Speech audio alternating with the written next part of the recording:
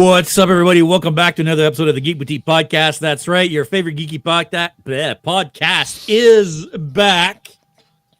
Why is it your favorite geeky podcast? Because you do know every week our viewers are going to be taking a strip out of my co-host, Aka, Messiah Complex Cosplay. How you doing, buddy? I'd like to announce my retirement from the Geek Boutique podcast, guys. It's been fun. We'll see you later. Doing well. I'm way more tired than I normally am. Why, you may ask? Well, the Stanley Cup playoffs are on right now, and I know not a lot of the folks here in Geek Nation are really into sports. I know there's very few and far between, but my beloved Boston Bruins are leading the Toronto Maple Leafs 2-1 right now in their opening round playoff series. So normally what I would do is I would maybe watch the first period and then just go to bed because I get up obscenely early. I work at 4 o'clock in the morning. But lately with these games, it's playoffs. So I've been watching the whole game till it's end. So it's 11 o'clock before I'm getting to sleep, and I'm up at 2. So I'm not getting a whole lot of sleep lately.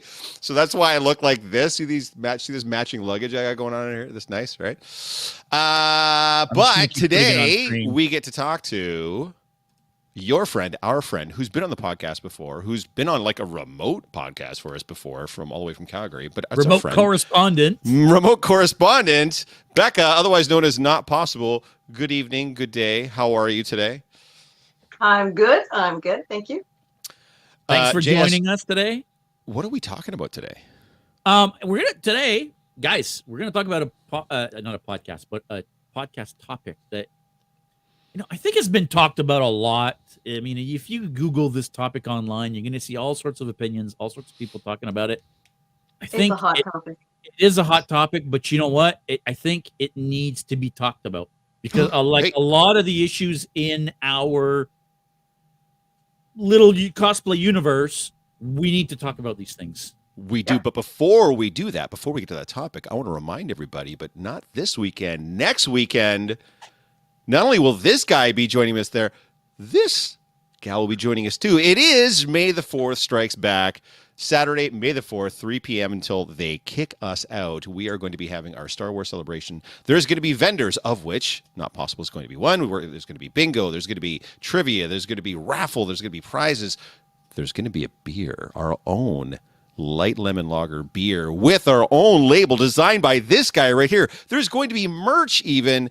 There's going to be 10 vendors that are going to be set up in the back selling a wide variety of stuff. Guys, it's going to be a blast. So if you're going to be in London on Free Comic Book Day on May the 4th, come join us at London Brewing Co-op in London, East London, by Kellogg's, where Kellogg's used to be, just down the road. Come have some beers. Come buy some raffles. Come buy some stuff from our vendors. You're going to have a good time. Play some trivia. Play some bingo. There's going to be a live band. It's going to be a good time. There's going to be a good time. And guys, there's going to be a bunch of vendors. This is going to be the one thing that is really, really, really different from what we did last year is you guys as vendors are going to be there. I think that's an amazing idea because you guys still get to hang out and drink with us, but you get to sell the stuff that, for the most part, you guys make, right? You've been making a bunch of stuff for this. Oh yeah, yep, and hard at work. Now, do you think it's appropriate, considering we're a week and a half away, to spoil the label of the beer? Oh, I mean, can we spill some beer? Doesn't work quite as well, does it? No. Do you want to? I mean, there would be one more podcast before we would do it. Right. There would be one more podcast before we do it, right? There would be a podcast the Thursday before the event. But you've already got it queued up. Clearly, you want to show it off. By the way, guys, the JS made this label from scratch. Last year, we got a beer, but we didn't make the label. We submitted May the 4th be with you. Right? So last year, it's got our logo on it, but we didn't create the label. No, we didn't create the label. We didn't really. May the 4th be with you, I think might have been Mike that came up with that. Sure. Yeah, let's go with that. But either way, none of this we were responsible for. First of all, this was a small batch, so it didn't even have a full label on the can. It was just a stick-on label. Yep. This time we're getting a full batch beer. Mm-hmm. It's gonna be a black can, not a silver can. With a full wrap full wrap all around label, and you know what? I'm just gonna Show it show off. I know you want to show it off. There So it is, this- guys. The Oh, Twin nice. Suns Light Lemon Lager. Guys, we don't make the beer, obviously. But man, I'm so excited about this one. It looks like Jeff has crashed. Jeff, are you still there? I'm still here. Okay, your picture video has crashed, but I'm glad you're still there. Yeah, I'm definitely still Here David says, I like the next day. May the 5th be with you. It's actually Revenge of the 5th, or is it Revenge of the 6th? I usually say there's always a bigger 5th and then Revenge of the 6th, but I mean, your mileage may vary. It's up to each individual person. But and by the way, guys, I should mention as well, while we're talking about the beer as well, most of what we're doing is all going to be dedicated to a good cause. The money is going to Ronald McDonald House. So all of the vendor fees from all of our vendor tables, that's all going to Ronald McDonald House. All the raffle tickets sold, that's all going to Ronald McDonald House. But also 50 cents from every one of those beers sold is going to the Ronald McDonald House charities. If you know anything about charity work, you know that Ronald McDonald House, I think it's in the 97%, every dollar donated goes towards actually operating the charity, like the charitable thing, not like the admin in the background and stuff. So it's a fantastic charity to work with. And 50 cents per beer. So even if you're not coming to drink, I know our friend Christina, who I don't think is in here yet, is making a day trip. Like she's coming in, she's doing it, and then she's leaving. So she's not going to be able to like get ripped with the rest of us. Buy some beer, take it with you, buy it in cans. Yeah, that's right? the other thing about this place is because they make the beer there, they're allowed to sell 6-packs, right? It's not like a regular bar where you can only buy an open beer. No, you can actually buy a 6-pack of beer and leave with it. So you can buy several 6-packs of beer if you would like. So knock yourself out. I do all the time. They sell beer online. I just don't know if this beer will be available online. I'm assuming it'll depend on if it sells out, it sells out, right? Which, I mean, if it's anything like last year, it was gone by 7 last year. Yeah. Now that was a pilot batch. This is a much bigger batch. So we'll see. I was there on Friday. 1 in the morning. They're very excited, by the way. They're very, very excited to do this. I was just there this past Friday. So, in fact, we just got an email from Emma. She needs some help with the bingo. So someone's going to have to reach out to her and help her out with that kind of stuff. But we'll get there, guys. Clear what you were saying, but No, we'll figure it out. Yeah. Anyways. What are we talking about today, JS? Cosplay is not consent, folks. That's right. Cosplay is not consent. When we talk about cosplay is not consent, I think there's a wide range of what we mean by that. And I think that's where the conversation needs to start. Because it means something different for everybody, or it means multiple things for people and not just one specific thing. We're going to try to go over as many of those things as we can tonight. We're going to try to tell you some personal stories, perhaps, about some of these specific subjects. But maybe you guys want to start by listing some of those things. What does that mean to you? Cosplay is not consent. Well, for me, there's a couple different things, and one of the ones that I guess is not talked about as often is for us ourselves. And I don't feel that we have consent to go around and be pompous assholes around these events. Like, we're in character and we want to have fun, but at a certain extent, you don't want to take away from everyone else's experience in the atmosphere. And I think sometimes there's some blurred lines at some of these events with certain characters. People get very excited, and you have to remember that it's for everyone. And so it's not consent to just do what you want, just because you feel like, you have worked hard on a costume and you're there and you are. It doesn't mean that you are maybe above anyone else who is not in a costume, because you are paying. Another good point. Everyone deserves to be there. That's something that nobody really thinks about. I think the first thing people go to is, taking photos. You have to ask to take my photo. That's the first thing that people get upset about. And which is I was going to talk about. And the Toronto cons have kind of unfortunately have kind of like put that really forward. Initially, when they started talking about cosplay is not consent, they had signs, they had standees. Yeah. And the standee actually had a picture of a camera on it, and one of the sometimes the only bullet point on it was ask cosplayers before you take their picture. Yes. And so if you talk to cosplayers in the community, I bet you if you asked 100 cosplayers what does cosplay is not consent mean, I bet you at least half of them would just tell you that it's some of them that no, but for some of them that's the only thing they think it is Is that just take my picture, ask me before you take my picture? Guys, I'm not saying it's not, by the way. Of course it is. People should be asking. But of all the non-consensual things that can happen in that transaction, that's the least egregious thing that can happen. I know, because it's the least egregious thing that's happened to me as a cosplayer on a non-consensual type of thing during the transaction. I'm not saying that makes it okay or that makes it right, but for way too many people, they think that's the key to cosplay is not consent. Ask, guys, of course no one likes to have someone take a picture of them and it's not a good picture and then they post it. We don't post the ugly ones. I get that. But as far as egregiousness to you goes, like a non-consensual thing that's really bothered you, trust me, way worse things can happen between two people in this regard, right? Yeah, I think that for me, when you're talking about the whole picture thing, for me, it's more about if you're gonna jump in front of me or between me and somebody perhaps that I'm having a conversation with to take a picture with me. Yeah. Dude, like ask if you could take a picture. Yeah, etiquette, right? Like I mean, I go there for people to take pictures of me. Like, I don't care if you take pictures of me personally, right? But you're in a spectacle. Like, you look like a spectacle. You would expect a certain level of people being like, there's something going on over there. Yeah. And if they get excited, they're not going to think in the moment and they might snap a picture. I never get mad at that because that is just like someone loving what you do and just being like, oh, wow. I think the context behind the type of photos, like if they're creepy, if they're, you know, like you said, interrupting a moment. Like, I can't tell you how many times I've had food in my mouth and turned around and someone's snapping pictures. I'm like, this is not the photo you want. Like, there's different situations. You kind of have to pick your moments, I think. At the end of the day, I think a lot of what we're going to end up talking about, we probably shouldn't like beat down the door with this, but some of it is literally just common courtesy. Like some of it is like everything that you guys just said, interrupting while you're eating, all of that is basic ass common courtesy that if you already don't have it, there's probably not a whole lot for you in this conversation because this is just how humans interact with each other. When anybody asks me what is cosplay is not consent means, I always try to like boil it down to the most basic iteration of the idea, which is if you and I met in the produce aisle between the iceberg and the romaine lettuce, how are we going to interact with each other?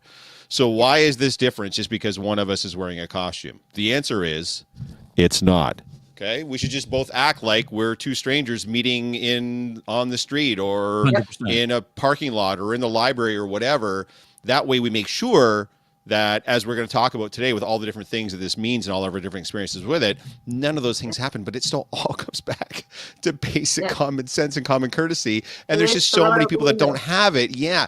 And by the way, guys, we're not trying to call out people. There are people that come to, especially to the Comic-Con event, that are neurodivergent, that have crippling social anxiety, that don't have the social skills, either haven't developed them or can't due to a physical or mental limitation, that they can't do that. It's not really what we're talking about, even though, unfortunately, a lot of those neurodivergent people still wear a lot of shit from the community for how they act. In a lot of cases, a lot of them don't have an option. Sometimes you can, sometimes you can, and that's a dangerous game to play. So yeah, I mean, I had somebody one time send me a message and say, hey, FYI, this one person at your meetup, blah, blah, blah. And it's like, okay, but like in my mind, that person had other issues, right? Like, I don't know what the deal was with that person. I believe in like giving benefit of the doubt, and you don't know the whole package of what's going on over there. So yeah, and again, not to shame anybody and bad. No, like if you're not comfortable, you know, just remove yourself. 100%. But not everybody is out for malintent, I think.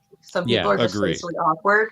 Some people are neurodivergent, like you were saying. Most of us are socially awkward. Let's be honest, right? Like, I'm not. But anyways, we should probably cover some of the, because I can see some people in there talking about now, like cover some of the, like obviously the basics when it comes to, especially interacting with a cosplayer, right? So touching parts, this is JS's biggest pet peeve. This is Dean McKinnon saying this. So touching parts or taking parts off of your costume, especially if you can't see them doing it. You guys both mentioned this in the pre-show when we were talking about it. And by the way, I'm saying the pre-show. We didn't have a pre-show. We just talked amongst ourselves. I don't really, because I'm not a builder and I don't have these massive big things, there's nothing they can usually touch on my costume unless they're going to touch my mustache or something. That's like going to be like, oh my God, don't touch that. But you guys like make your shit. So when someone gets in there and starts handling it, that's just got to be like, what the? I've watched you, JS, like legitimately almost losing your shit. Like, stop touching my things. I've said that to a person one day at a con. Like, dude, like, stop fucking touching my armor.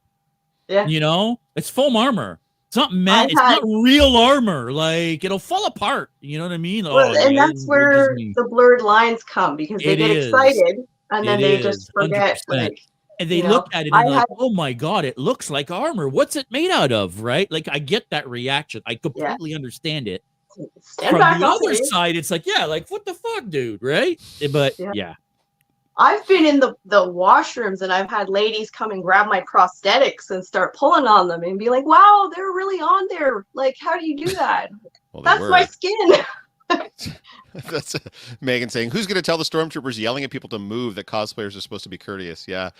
Who was that? That was me. I yelled back and got into a big fight with a stormtrooper. Actually, sorry, it wasn't the stormtroopers that I got in no, a it fight was the with. It was the handler. guy. It was the guy. It was the handler leading the Yeah. stormtroopers that I got into a bit of a tiff with.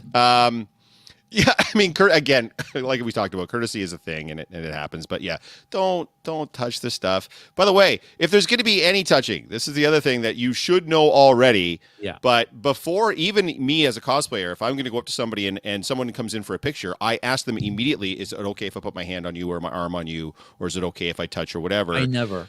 You should be getting, if you're going to do that, you should be Yeah. getting permission on both sides of the fence. They should be asking you too, if they're coming in for a picture, is it okay if I touch or do this or do that? You should get your permission before you put your hands on somebody in pretty much any situation, regardless of what's happening.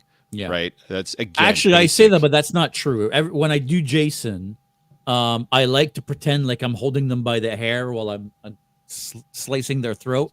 I'm not actually holding them by the hair. I only have my fist on their head. But you're right. I always ask it, can I put my hand on your head? Right. And they're like, yeah. And it makes for a great picture, right? But 100% that goes really both ways. Because as cosplayers, you got to be careful because, it only takes one person to start talking about something that you did to basically you're done. Right? You're not coming out to culture is huge. Yeah. You're not coming to an event anymore, right? So there's that side of things. The other side of things is I can't tell you how many times I've had people want to come and take pictures with me, and they want to put their arms around you, and it's like, pose, right? Like you're not here to hold me. We're here to pose, right? I don't want to be touched. I no more than they want to be touched, right? Again, it really goes Megan both ways. When you said touching parts of my brain, as a woman went to spots in my body, the thing that that freaked too. me out at Toronto Cons for years was a man who asked for photos, then posed by grabbing my throat. I've actually had quite a few. I've had one like that. I said no. Yeah, I've had gropes, I've had slaps, I've had grabs, I've had in some very non-consensual parts. So that's happened to me over the course of the years as well, especially when I was doing Negan, because it was, I think people took that care. So we talked about it earlier where people, they think that it's okay or acceptable. that's right. Like clearly the character would be into this, or you're cosplaying a bad guy, so then it's okay for me to treat you like a bad guy. Your chest. Yeah, that's what I'm saying. So it's like, it's one of those where at the end of the day, it's I'm not a prop or a mannequin or like I'm a person wearing, it's just like you. I just happen to be wearing a costume. Yeah. So I don't know why you think now that this makes this interaction completely different, that you can literally come up and grab my crotch or grab my ass or grab whatever like that. None of that's okay just because I'm dressed in that particular manner. But how do you impart that to the people watching, people coming up? Like I can't put a fucking sign on me that says, "Hey, idiot, don't touch me in my private part." Like there's no real good, like, educate is good, but we got to make sure that we're like, oh, sorry, Jeff, says Matt Sheridan. If it was you, I'd be fine with it. By the way, learn to spell my name. It's right there on the screen, Matt. I know it's GF. But yeah, like to what you're talking about, and Becca wanted to talk about this specifically with you because it kind of brings up what Megan's talking about too. I do remember Megan was at, I think it was TriCon in Kitchener, and she was dressed as Enchantress from the Suicide Squad, the first Suicide Squad movie, and it's like that the bikini version almost, right? Yeah, and a gentleman came up. And we were working a photo booth, and he wanted all kinds of pictures, and like half the pictures he was requesting that he's paying for, by the way, we had to be like, no, she's not doing that. Like, that's crazy. You can't do that type of thing. So, Becca, there are times obviously where you come to a con and the costume has a what do you want to call it? I don't know what to, like, if the costume has a revealing nature to it or whatever. Does that amp that level up for you in some cases, as opposed to if you're just there as in like like a regular, like you're just there as Wolverine or Beast versus you're there as, say, Marvin or Witchblade that are a little more skin. Like, does that change the interaction for you in this type?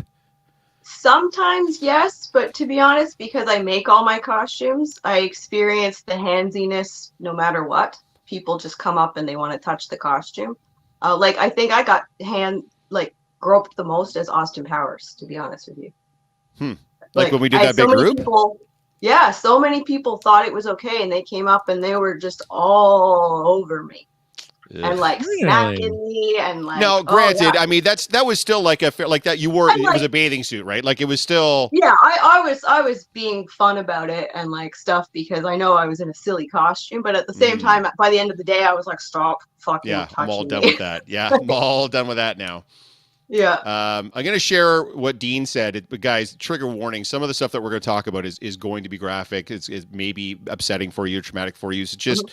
Guys, make sure you guys know, you guys watching, there's about 30 of you in here right now. My daughter dressed as Ray, and she had creeps asking her for blowjobs. I freaked out. We actually had to make sure we had a handler go with her after that, and she is 25 years old. Wow. So the last convention we were all at, when you guys went to go do something in your Predators, I was hanging by the booth with the ladies, and then they went to go grab something for you guys at the store. So like, or at one of the shops. So Matt and I were watching the area, and this guy come out of nowhere, and he was like behind me. He's like, "What's your stripper name?" And like all this stuff. He was very weird, and like I sent him packing pretty quick because I shut that stuff down. But I told all the people around me, I'm like, if I shout pumpernickel, get that fucker out of here. That's the safe word. So that leads me to where I kind of wanted to go with some of this too is not just for you, but well, that's what I'm saying. Like we're talking about, like, how do we let people know, but what do you do to extricate yourself from that type of situation? Like, do you name and shame? Do you take time to educate? Do you just, like you said, do you just immediately shut the, get the fuck away? I get loud. How do you handle making sure that guy isn't or girl isn't just going to walk away and do it to somebody else? Like, what do we do to make sure, not that specific thing, but in general, what do we do moving forward? Even for what you guys are talking about, like grabbing and touching my stuff. Like, are you educating them? Like, it can't just be don't touch my stuff. It's got to be, well, here's why. Because if you touch our stuff, it's going to, like, are we taking time to educate people on why it's wrong? Yeah, well, Matt and I Jess is like, no, fuck you. Don't touch my shit. Get out. we don't mind. Like, we'll stop them. We're not rude about it. We're like, hey, just so you know, like, lots of hours were spent on this stuff. It doesn't mean that you can come in and touch it. Or if you see like the picture thing, we say like it's customary or it's more polite if you just ask us. You'll get a better photo anyways, and then you know that everybody's comfortable. So if there's time to have that quick conversation, I mean, there's not always time to correct every person who's doing it. Fair. But if you can see that there's a moment, especially like say with a neurodivergent person who might not understand and be taking a lot of photos, like I've even turned around and said, hey buddy, like, nice to meet you. In the future, for my comfortable, I will be, I would prefer it if you would just say, hey, can we grab a photo? Most of the time they're like, of course. Okay. And they're pretty good. There's only a few people that I've ever had that get like put out by it, and those are the ones who aren't going to get it anyways. Tana's saying we really shouldn't have to educate them, though. I mean, we talked about this earlier before you got here. We were talking about common sense and common courtesy, but the problem, if we take this attitude, if nobody educates them, then they're just going to do it ad nauseum. They're just going to keep doing it over and over and over again, right? So if we take the time and say, hey, this is not okay, and this is why this is not okay, then I think there's at least a better chance that some of those people are not going to reoffend, as opposed to just conversation with them. You don't have to like harp on them. You don't have to go. No, exactly. You just need to be like, look, there's been a disconnect here. Right. This doesn't work. Let's find a common ground. And most reasonable people out there want that. Yeah. So I find people are just people. If you're willing to just talk to them, you're not going to have a problem. Yeah, I'm not saying, by the way, it's nobody's responsibility to educate people when they're offending or No, but it whatever. And helps. if you're triggered and you're experiencing some trauma from it, and you just have to extricate yourself from the situation, I'm not saying you have to sit there and have a 20-minute seminar with that person telling them why they did what was wrong and everything else. That's not what I'm trying to suggest to anybody. Yeah, But no. having said that, if you have an opportunity to tell them, hey, by the way, this is wrong. This is what you need to do moving forward. I think that is going to help, because otherwise, so what do we do? Right? Like, as all these things are happening and all these egregious things are happening and all these non-consensual things are happening, if none of us educates anybody, then it just keeps happening, right? There's no decrease in it. That's what Fan Expo tried to do with the signs, right? The Cosplay's Not Consent signs. They're trying to educate people throughout the con. I just don't think they did a very good job with those signs. Don't get me wrong, but still. Yeah, they're not. I mean, they're at all the cons now, those signs. My thing is I think we also have to use some common sense. I think a lot of times we can pick out when somebody did something maliciously versus somebody that did something out of excitement. Unconsciously, out of excitement. Like Jeff is saying, somebody that's maybe neurodivergent, that maybe that, again, the excitement, and they see their favorite superhero, and you know what I mean? Like, I think we also have to use some common sense. And that's kind of the joy that sparks cosplayers in the beginning. Like, we do it because we're excited and we love these characters. So when 100%. You see somebody who's excited to see you, doesn't that make you happy? Like, yeah. I love Dean must work in human resources, because this sounds like such a video that I would watch at work about appropriate actions at work. Fan Expos or Con should do a video and play it at the entrances so people know the rules, so everyone knows the rules about cosplay, little skits. It totally reminds me. I literally just had to watch a bunch of these at work for inappropriate actions at work from HR. That'd be so funny. Hilarious. Yeah, I mean, that's not a bad idea. Good idea, bad idea. Yeah. It's not a bad idea. Yeah. But either way, like, Steve is saying, choose your battles, so to speak. JS, not necessarily choose your battles as much as there are people that I won't mind educating. There are other people that I just want to fucking slap in the back of the head and say, "Get off my fucking shit," right? Like I think that there's going to be different reactions and different handling of different situations.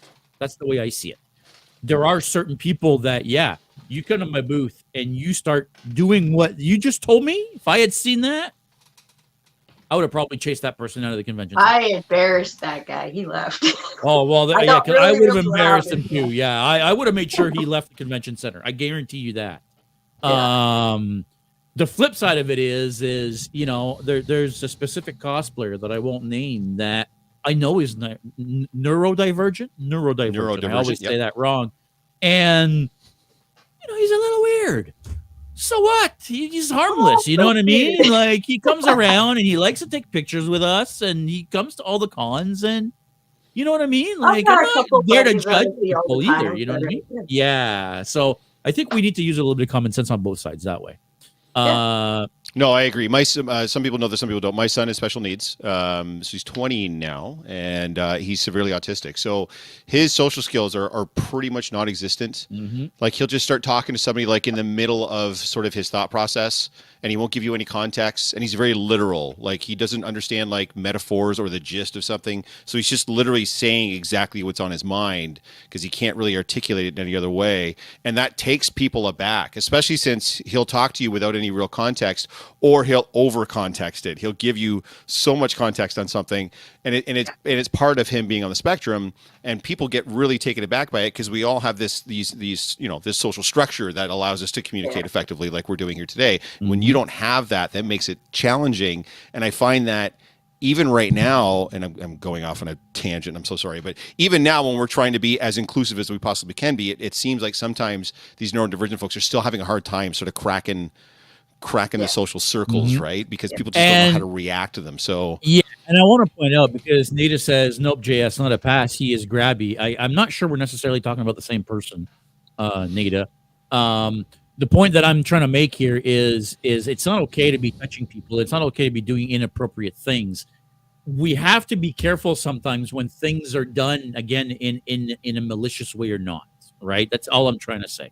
Is somebody coming over, I've almost done it. Like I did it to read the other day. The first thing it is like, oh my God, you 3D printed this? And I put my hands on it and it's like, oh shit, I shouldn't have touched that. Right? I even do So it. you did to him what you I get did to so him what I mad get at so people mad do for to people you. doing, right? So I get it, right? So and I think that's where we again, what I'm saying about the whole common sense, right? Yeah. Yeah, and that's what Megan's saying here too, right? Like it is a fight or flight reaction. Sometimes my reaction to uncomfortable is normally to remove myself from a situation. I firmly fall into flee. I think we all know I firmly fall into fight. It's your natural instinctive reaction on how you're going to do things, right? Mm-hmm. So there's no right or wrong way to do it as far as I'm concerned. But I mean, again, I understand people. And by the way, like Toxic Fox is here saying, and with what Nada was saying too, we all have our own boundary levels too to set, right? Like something that 100%. might really upset you or trigger you, or something that like Nate is like, nope, grabby's not okay, or never choose your battles, it's your safety. Yeah, we all have different levels of that, and that's okay. We're all different people. We're supposed to have different levels and right? I also want to make sure that everybody knows that your safety is priority. If your safety is compromised, you get the fuck out of there. You find help. You come to our booth. I find that the community, once you find your like niche group of people, you have a really nice protective system, because there were people that I didn't even know. One convention when I was in Akasha, and they saw something that they thought was awkward, and they just pretended to know me. They're like, "Where have you been?" and threw me behind their booth, and they're like, "We're at a panel to do," and they pretended like I was with them until he left, and they're like, "That looked awkward. Was that awkward for you?" And I was like, "Absolutely. I'm Beck." And like, you don't even know these people, and they'll stick their neck out for you because they know what it's like. Like they've been in your shoes. So I am grateful for that aspect, like of the community. Like they do have an eye for these things because we've all experienced it at least once or twice. So that's nice. I know it's not really to do with the consent thing, but it does help because people always have kind of eyes out for you, which is nice. Yeah, at least in the girl community. I don't know if the guys do that for you guys. Well, okay, so yes, 100%. I think the people that you surround yourself with is 100% important, especially when you go into these events that have 50, 60, 70, 80,000 people. Yeah, I mean, surrounding yourself with people that you know is 100% important. I would help at a total the same stranger. time, when you're talking about what women experience and men, you're right. Those are could be very, very different experiences. And Megan has a great point here. So she says, as a woman, honestly, malicious versus not malicious can be hard to separate. Someone grabs me and I'm not ready. You know, like, how do you react to something like that, right? Yep. If I'm not ready, I don't want them to. I don't care about their intent or you know, not or honesty, but honestly. Yeah, 100%. And I totally agree with that. And again, you know, boundaries, right? Yep. I think it goes without saying there are boundaries there. Everybody has their own, and there's nothing wrong with that. Somebody else made a good point here that I wanted to talk about quickly. And Jeff, I know, where did it go? I think it was Christina that made the point. I wanted you to cover, there we go, here it is here. Christina was saying, it's character specific. Some definitely think that the character allows for a different level of touching and interaction. And I know that, I mean, you've seen that personally where depending on the character that you're going to dress up as, it's not only going to get a different reaction, but different type of attention. Different crowd. People are going to treat you differently, like you said with the Negan example, right? Where they think you're the bad guy, they're going to treat you like the bad guy, right? Yeah, in a lot of cases. And I've seen other people that have experienced this too. It's not just that, but I was doing Negan for a long time, and it was at a time when the character was very popular, and I had a passing resemblance to the guy. So it was like I was doing way too much, as a matter of fact. And sometimes, like, it would still be a non-consensual thing, but I had vendors tell me, don't come around my booth anymore. I don't want to see you. You remind me too much of that character, and I hate that character. And I had people that would literally, like I'm walking to the con, and they're pulling over their car to roll down their window to yell at me at the window.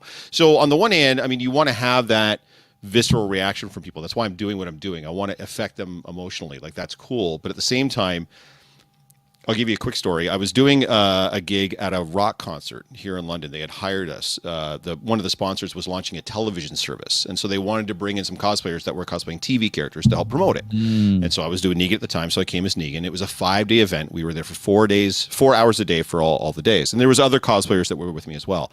And the one day, a couple came up and they said, we want to get a picture with all of you. And I think there was 5 or 6 of us. We were like, cool. So we all get in a lineup, and as we're getting in the lineup, the person stands in the middle and they look up and down the lineup. They see me and they put their hand on my chest and they shove me. And they're like, no, not you. I hate you. And I was like, okay. So I got back out and they took pictures, and then they swapped and took pictures of her friend or whatever with everybody. And then afterwards, I kind of went over and I took her aside and I was like, so here's the thing.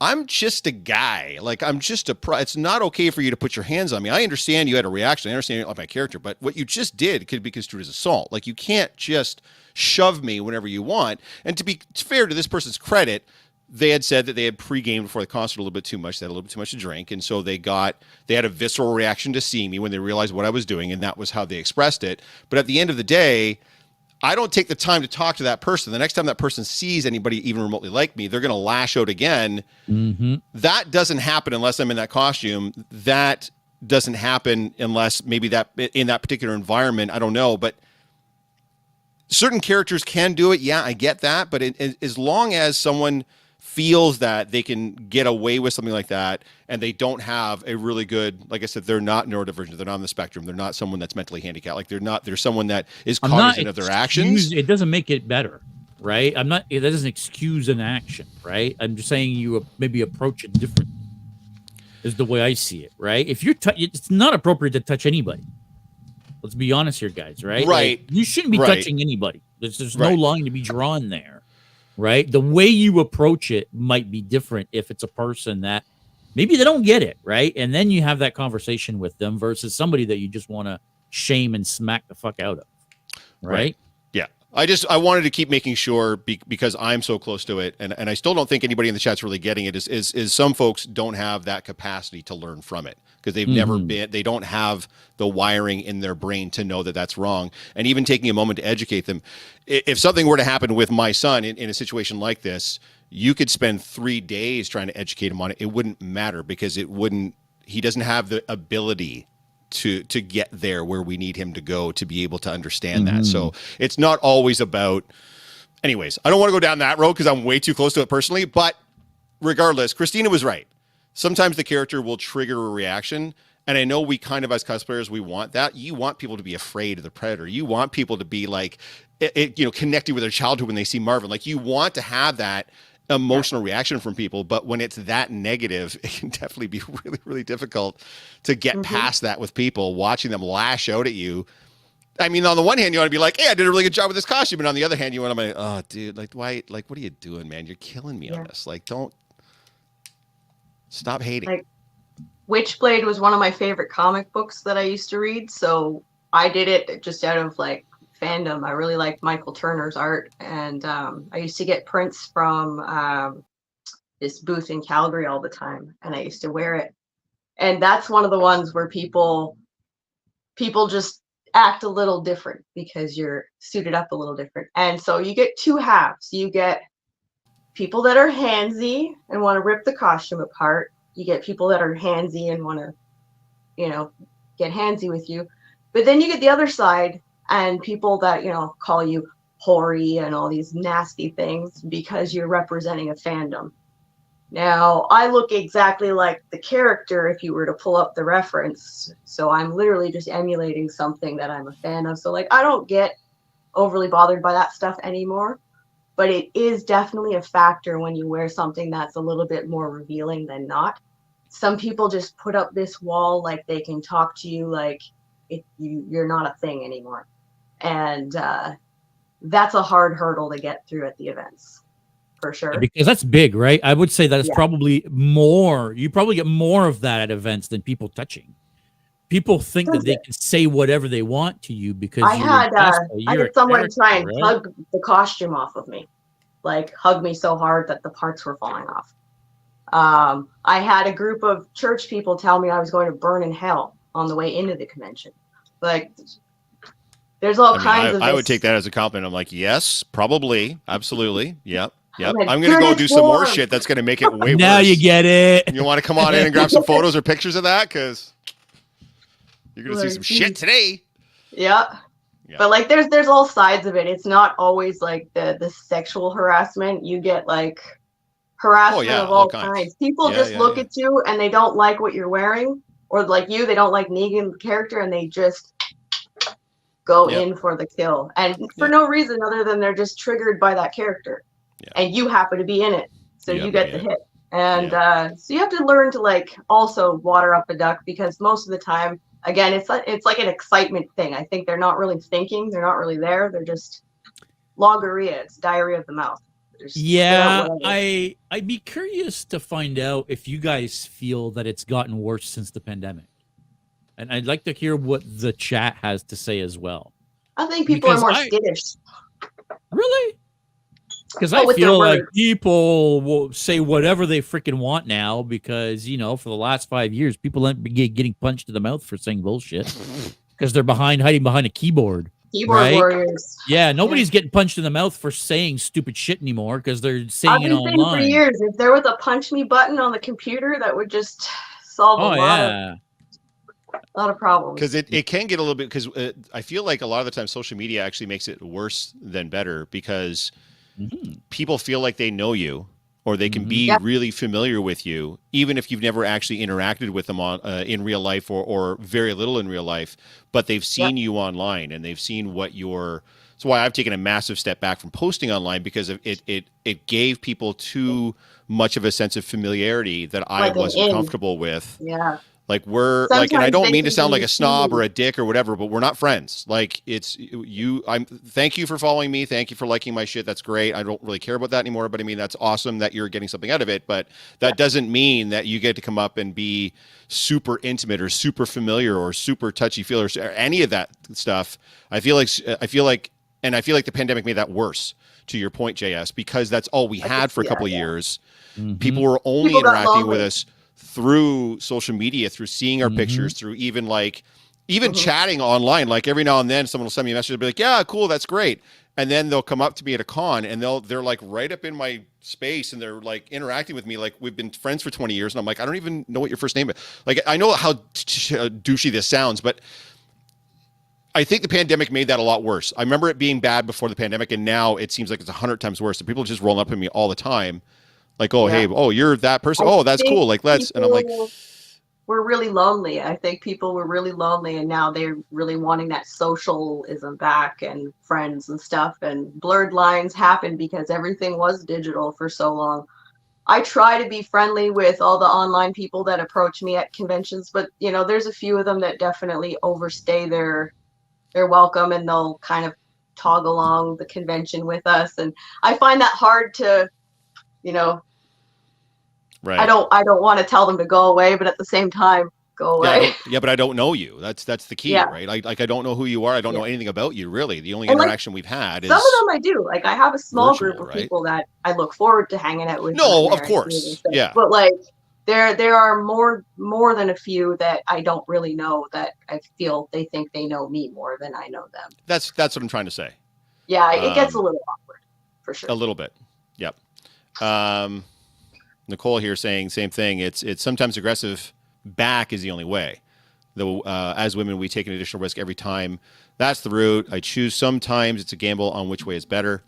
Yeah, I would assume each individual, like we talked about the fight or flight thing earlier, it's up to the individual person, and then I think, of course, it's up to the individual situation as well. Each situation is going to be a little bit different. I've had to be pretty forthright and aggressive with certain people, and with certain people I haven't.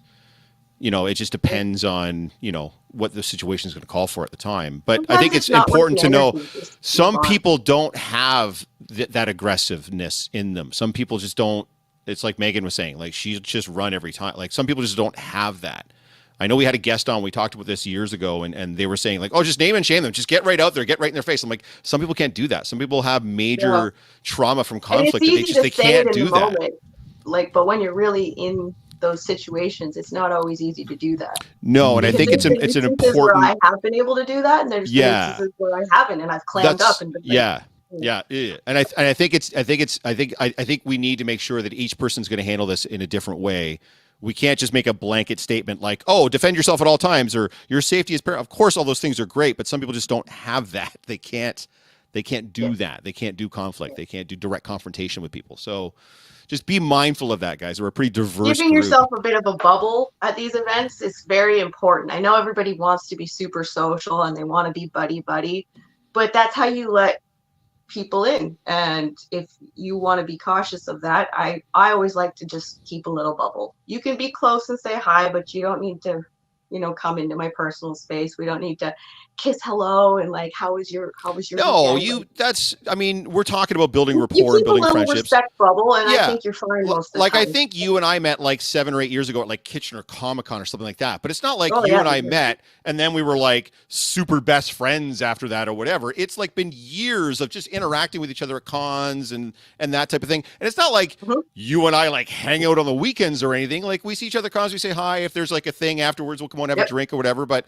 it's not like we're like, woo, like, what are we doing this weekend? Like, that's not. Yeah. So yeah, I mean, that's what we're talking about. But I did want to shift gears a little bit here though before we get too far in, because we're like 45 minutes in. We brought it up earlier and we kind of dropped it. We didn't get back to it because we were talking about our own personal experiences.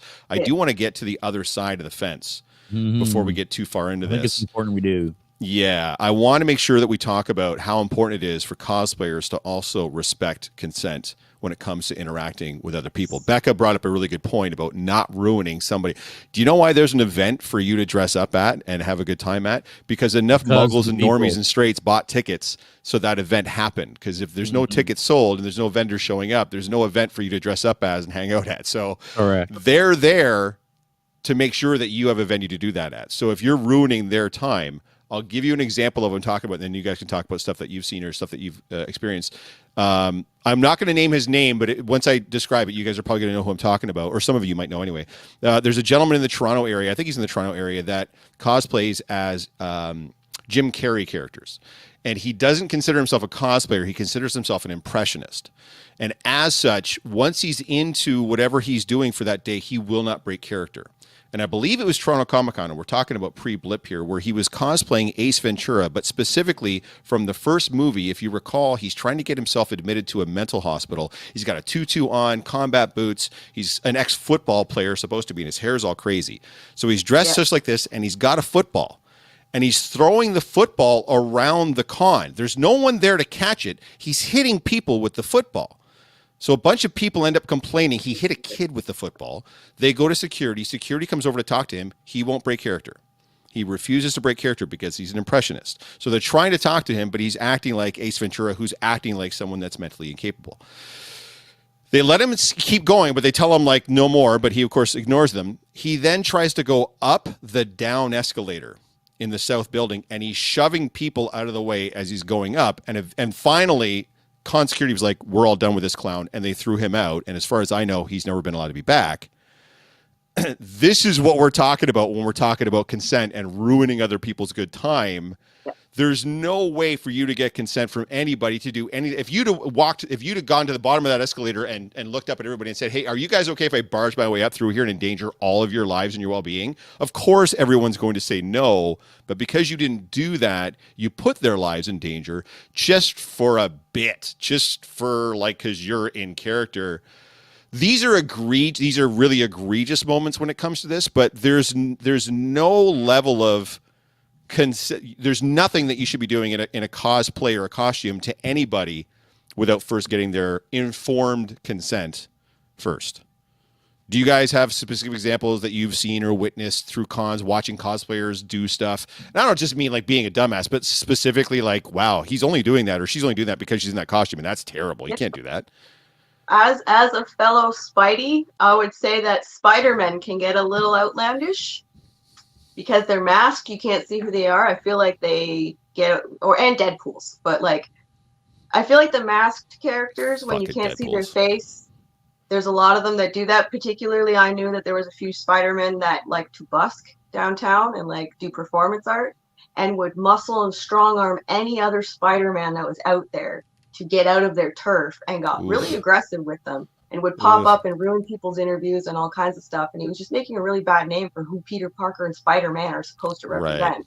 Right. On the whole, and not to mention cosplayers. We don't want to be looked at like troublemakers. We want to continue to be able to enjoy what we do. And if you do stuff like that, you're going to spoil it. And there's going to be all these rules where you can't go out and do this and that. And there's a lot of fine lines with certain characters where people push it too far. And I don't know how you can police that, because you know, people are who they are. But I've definitely seen a lot of that. I've seen a lot of really aggressively obnoxious Deadpools. And I love people are saying right now, the last 3 people have all been like Deadpool. Yeah. Well, because but again, I think the thing of it is people want to be funny. They want to think that they're funny and they want to enjoy themselves, and they don't realize that they're overdoing it. Some people know exactly what they're doing. Yeah, but Christina has a good point. Don't get me started exactly with cable cosplayers. Yeah. She's been hounding me for months about my cable cosplay. Yeah, hounding me. Here's the thing, and so Megan's making a point here too. In character, people drive me nuts most of the time. Not gonna lie, most of the time they use as exclusively obnoxious. Yes, and like I want to make sure. Yeah, Deadpools. I know. Certain characters are going to lend themselves to being more whatever, more extra or whatever. I have an appreciation for people that do cosplay, right? Like not just wear a costume, but then like a character. You enjoy the role. That's what I mean. Yeah. But at the end of the day, it still has to be informed consent. And by the way, guys, there's a difference between consent and informed consent. If I go up to Becca in a costume and say, hey, Becca, I want to try something, you down? She's got no fucking idea what I'm talking about. And she's going to be surrounded by people that are going to be like, yeah, like she might feel pressured to do it now, but she doesn't know what I'm going to do. And then I like pick her up and twirl or whatever, like an idiot. Like it has to be conformed consent. I can't just say to Becca, like you're just like Marvin the Martian. I saw this on a cartoon once. Do you want to try it? Yeah. Informed consent. Yes. Thank you. Not conformed consent. Informed consent. Informed consent. Yeah. You have to tell them what you're going to be doing. So if you come up to somebody and say, hey, I'm going to be, Deadpool. I'm going to fuck with you for the next 5 minutes. I'm going to say some really egregious things. I may take some weird actions. Are you okay with that? Then at least you're giving the person an option to say, no, I'm sure not okay with that. And then that's cool. You've had that interaction. And if they say yes, then you have that informed consent. But you have to get that first. It's not okay to go to them afterwards and be like, oh, I hope that wasn't too much, because now you're putting them on the spot, right? Like, oh, I don't want to ruin the vibe. Like everybody's having a good time, especially if there's like a crowd forming. Like we're at a booth and people are laughing, so everyone thinks they're having a good time. Meanwhile, that poor bastard's traumatized from what the cosplayer was doing to them. And then the cosplayer goes afterwards and like, oh, I hope that was okay. Well, what are they going to do? Like, no, fuck you, dude. I'm going to ruin the vibe and the good time. They're probably going to be like, yeah, I guess it was okay. And meanwhile, they're going to walk away horrified by what you did. You have to. It's not just Deadpools, guys, and it's not just Spider-Man. I've seen so many different cosplayers. I was Batman. I had to be obnoxious all day long. That's what I'm saying. Like you have to. Like the comedian is like one of the worst literary characters ever written. But I mean, I can't just go out there. Knowing when to break it for serious moments is like. Yeah. Awful. Yeah. Like I went shopping in the artist alley as Austin Powers, and I would turn the music off and like be normal and talk to people, and then people would just be like, "What are you?" You're like, hold on, baby. Yeah. Now you're good. Yeah. It's important to make sure that you're not ruining somebody else's good time. That's really what it kind of comes down to, because it can be really triggering for them too. Like Megan's saying, like they may just clam up. They may not even know what to do or how to handle it. And you don't think you're doing anything wrong. And then all you've done is spend 10 minutes just making this poor person miserable.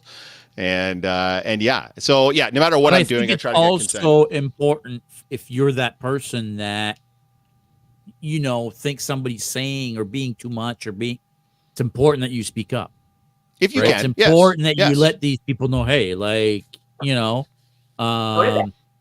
yeah, I mean, I truly feel that a lot of times that's all you need to do. If you just say, hey, no, that's not okay, I feel like 90% of the time they'll be like, oh, I'm sorry, and they'll back off, right? And they'll never do it again. And even as a cosplayer, sometimes you might get asked to do things as a cosplayer from somebody else, and you can say no to that too, by the way, if that's going to make that's what consent is. Like, especially as Negan, I would get people asking me to do the wildest shit. I'm like, no, I'm not doing. Are you kidding me? No, Queen of the Damned got the weirdest requests ever. Oh, I bet.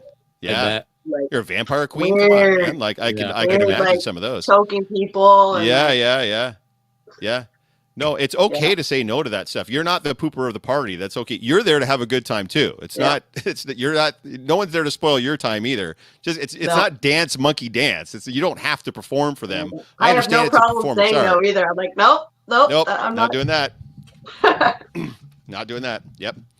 Tansan got my boobs grabbed from behind, surrounded by people who laughed. I didn't feel like I could react. Yeah, it's same thing. Had my butt grabbed, and everybody thought it was the funniest thing. And I was like, wow, that's super not okay. I think Groot was saying it up earlier too. Someone making wood comments or actions toward him when he's in his Groot costume. Mhm. I mean, guys, they're for kids, man. Like kids love his costume. Imagine somebody coming up and making that type of awful. But at the same time, it'd be like him walking around as Groot making wood jokes. I'm like, well, I mean, maybe that's not your best motivation. I'm not saying that's what Steve does. It's obviously not what he does, but I don't know, man. It's a two-way street. I just want to make sure that we're clear on that for cosplayers out there. It's a two-way I don't know if street. you guys know the Swedish chef, the guy who cosplays. Ontario the Swedish chef, of course. He's Yeah, amazing. He's a wonderful man. People ask him to swear as the Swedish chef all the time, and he won't do it because he says the real Swedish chef would never do that, and he doesn't want to tarnish a Muppet. And I really respect that. And that's another consent thing with the requesting, because people just want you to be funny or do something on camera for a video. And it absolutely is okay to say no. Like, I've seen him do it many times, and the guy is awesome. And I wouldn't want to tarnish a character that means so much to me either. If, And especially education. a wholesome Muppet. Yeah, education can work too, guys. I know we were talking about this way earlier, but I remember like when I first started cosplaying, I wouldn't ask somebody's permission before I put my arm on them if they came out to get a picture with me. I just put my arm around him. And then it was a couple of years ago I realized I'm like, that's not okay. Like some people might not want that even if they're coming in for a picture. You've got to ask them to make sure that's cool. After I'd seen other people talking about what was okay and what wasn't. So the education can happen. It can work. I'm not saying it's going to work every time or even most of the time. But taking a little bit extra time to tell somebody, hey, by the way, this is better than that. Yep. For some of us that aren't too thick up here, we might get that and finally get to where we're supposed to go, right? And you don't always have to do it from, like, if you're not the one experiencing it, if you can see something across the room happening and you know those people, like, even if you feel comfortable, you could say, hey, buddy, like, I saw you met so-and-so, like, right. It looked like you had a good time.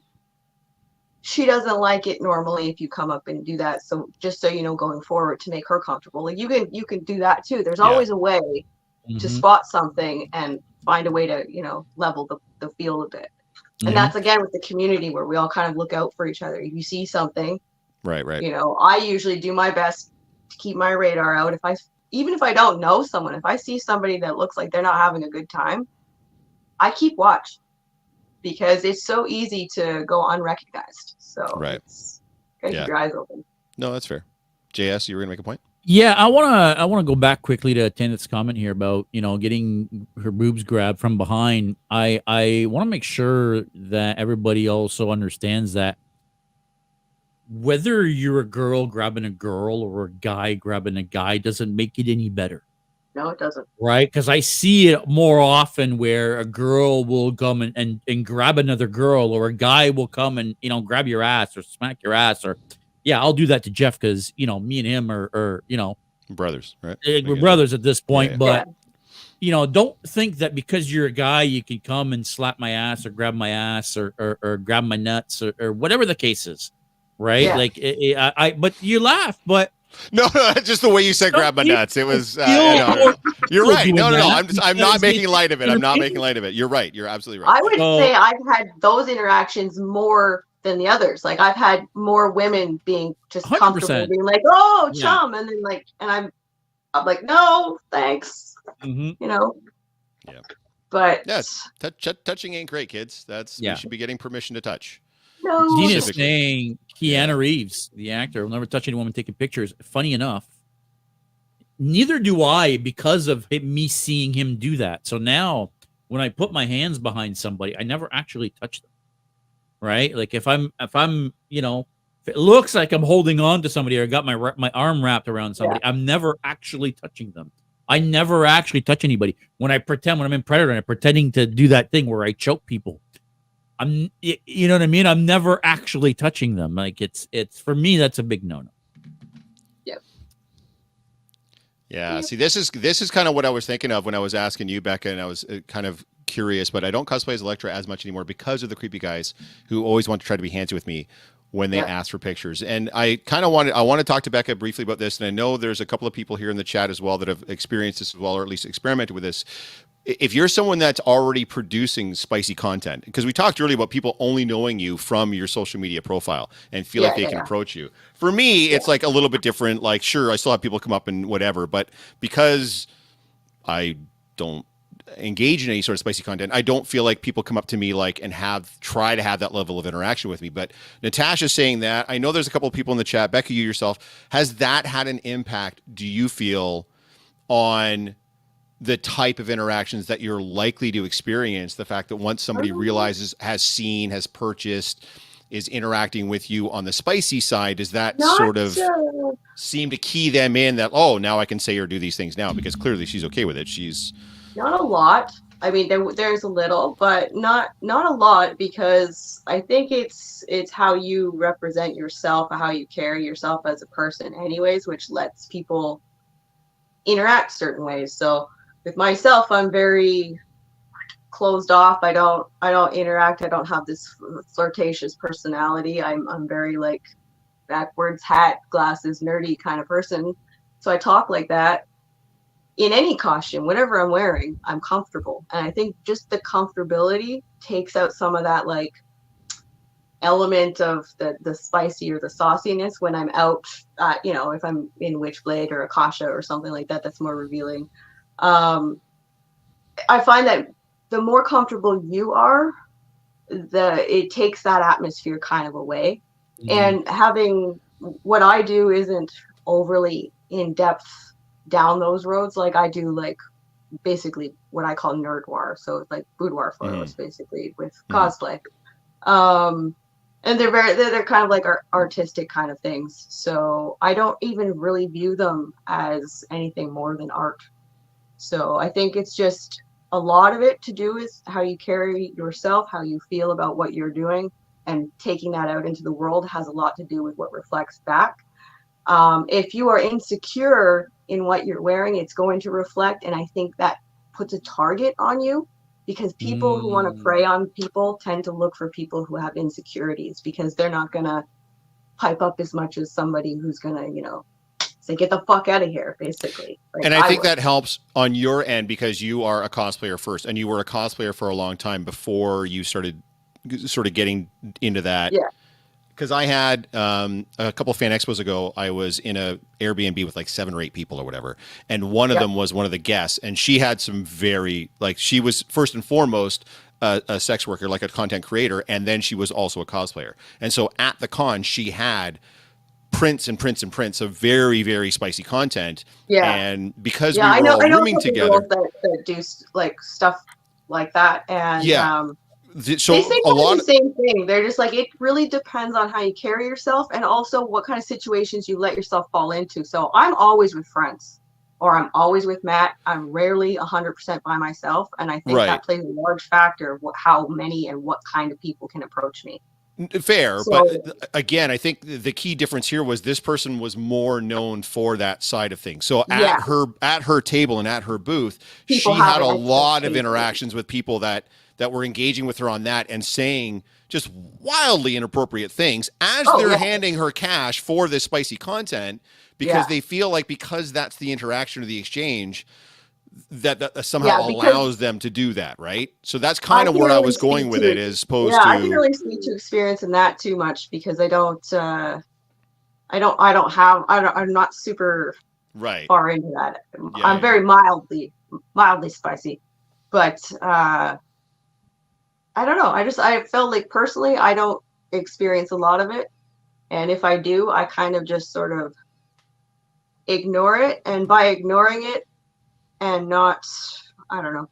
It's not that I ignore it. I just sort of don't address it. If they say something, I just sort of carry on with the conversation as though I would read a trolling comment and not read it. I kind of stonewall those people. But they're few and far from me. I don't really get that many. Yeah, I mean, both Tanith and Brittany are saying that 90% respectful. Like they get more respect from those people than they do from some of the regular con goers. So that's good. See, this I don't Well, know. because a lot of I've those only people got like a look for couple the of art. specific experiences with people, right, that I've seen how they were treated when they had that. But Yeah. again, that was really what they were there to do, to promote that side, the sex work side of thing, as opposed to the cosplay side of things. So I think Yeah, that's like probably a I little have bit different. I have friends that, you know, are cam people, or they strip in different you know, jobs and professions like that.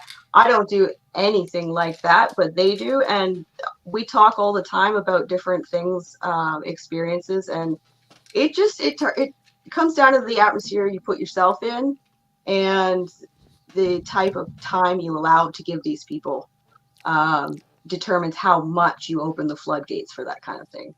No, that's fair. Because if you allow it, it's going to keep trickling in. If you're known for shutting it down, if you're not known for being super personable or super friendly with those people, they don't feel like they have that connection. It's not as easy for them to approach you that way. It's not to say that they won't, but there's walls you can sort of put up in place, I think, over time. And a lot of people, if they're doing those subscription-based things, or they're buying prints, Yeah, they're a fan of you. They like you. A lot of the time, they want to keep in your good graces. They're not going to say something to piss you off, because you can block them, you can ban them, you can take them under your. You can just say your no fan more, clubs or right? whatever. Yeah. Cutting you off from the spice. No spice for you, Yeah. Paul A lot Moadib. of people that are really saying deranged things are deranged people. So in the end, you're not going to get. You can't help that.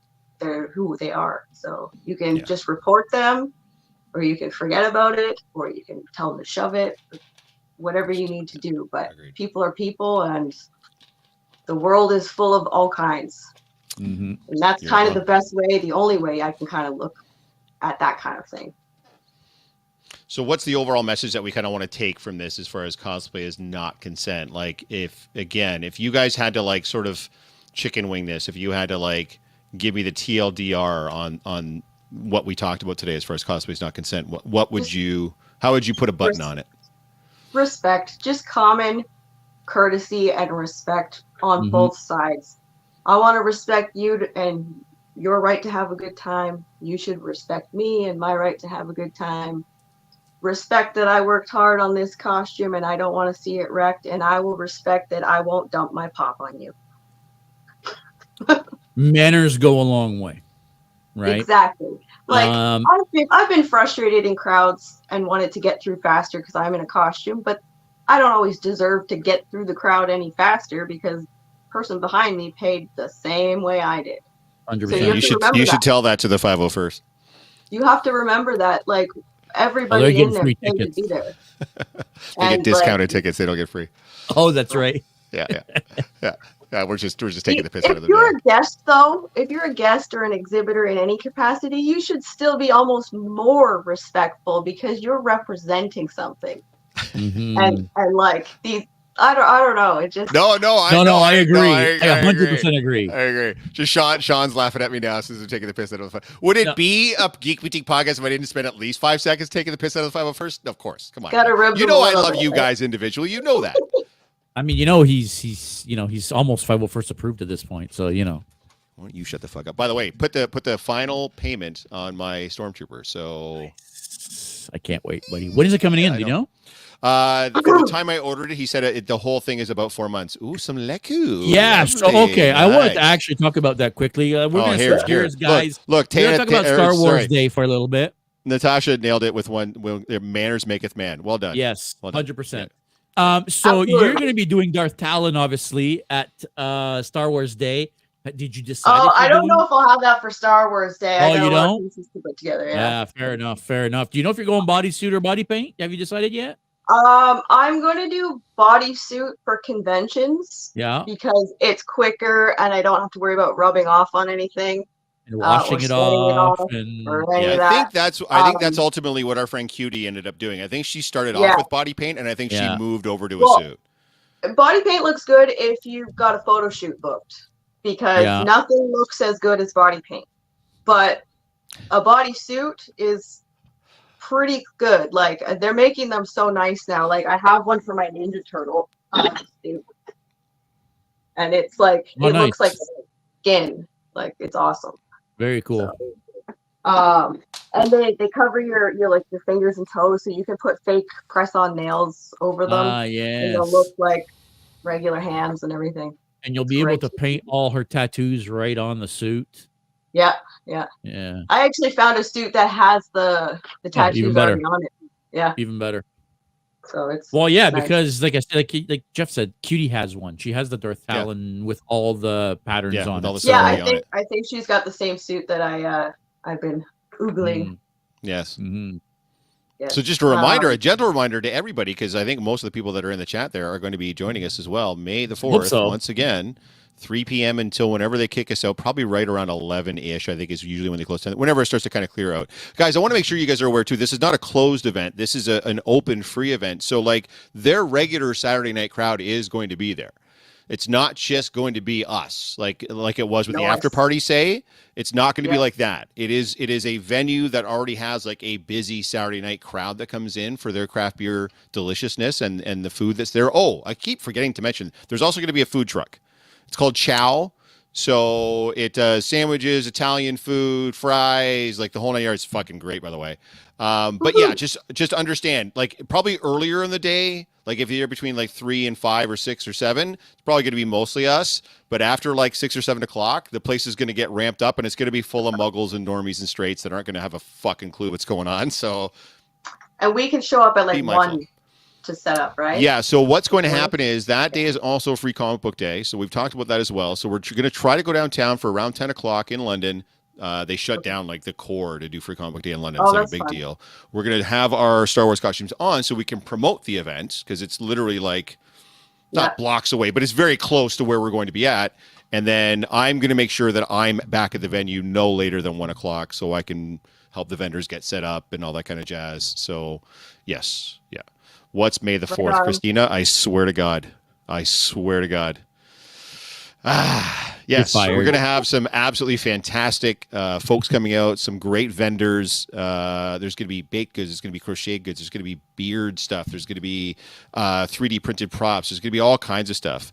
The nachos were so good last year. Unfortunately, their kitchen is now closed. Mm-hmm. So they bring in this food truck. Trust me, Brittany, the food truck, I've had it a bunch of times. It's the tits. It's fucking great. Like, you're really going to dig it. So their sandwiches in particular, they've got a chicken and waffle sandwich. Like it's a chicken breast with waffles as the, I can't even, now I'm hungry. God damn. Deliciousness. No. Michael saying May the 4th is the final Madonna concert in Rio, but Michael, you've already said on your Facebook that you're not going to this one. So yeah, you booked the Airbnb, sir. You're going to be there. Tour. Yeah, we know you're going to be here. So. Yeah, if you're not, I'll get on a plane to Rio and drag your ass back there. Don't even make fun. That's yeah.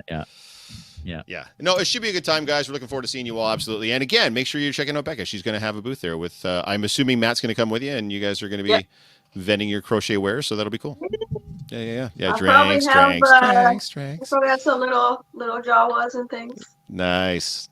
Yeah, by the way, I should mention too, I keep forgetting to mention this. The vendors are not Star Wars specific. Like, the vendors are from a bunch of different walks of life. So some folks will have some Star Wars stuff, obviously, but it's not Star Wars themed vendors or even geek themed vendors. It's just 10 vendors that want to come and have a table and show you their wares. So Dean is saying that we are not doing Star Wars Comic Book Day. We are booked for the Children's Hospital, then your party. We know. We were told that you guys weren't going to be there, and which is too bad, because it should be a great time as well. Free Comic Book Day last year was amazing. You guys too, Becca. If you guys are in town early, you should come and check it out. They literally blocked down like the main street, and it was a lot of fun last year. Yeah, we don't mess around for Free Comic Book Day. Yes, I will get on a plane for Michael. Nothing else. That's it. Just him. That's it. Just Michael. Bring him a crepe. Michael. Yes, he loves crepes. That's his favorite, especially from that crepe place. JS, you want to wrap this thing up? Guys, if you have not already clicked that like button, there was a bunch of people in the chat. I'm hoping to see a bunch of likes on this one today, guys. This was a great episode. Make sure you click that like. Hit the subscribe button. Why don't you click that notification bell? As you can see, we're not really doing the technical difficulties pre-show anymore. It's just a pain in the butt. Instagram is horrible. It never works half the time.